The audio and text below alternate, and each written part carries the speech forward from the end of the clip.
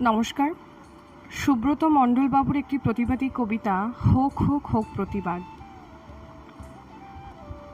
এবার হাতে মোমবাতি নয়, শক্ত করে ত্রিশূল ধরো।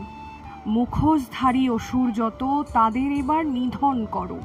ঘুণ ধরা এই সমাজটাকে দগ্ধ করে রোষানলে, মনের কালি ঘুচিয়ে ফেলে গর্জে ওঠো সবাই মিলে।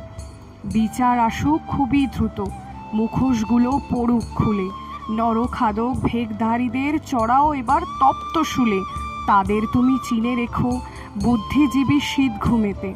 ভাতা নিয়ে পস্য হয়ে বাধা আছে সেই খুঁটিতে।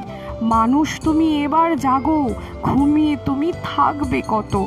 সেদিন যেন না আসে আর ওই মেয়ে মা বাবার মতো। শিকল বাধা আর থেকো না, খুলে ফেলো জোর আঘাতে। বিচার হবে, বিচার হবেই মানব জাতির পদাঘাতে। নমস্কার।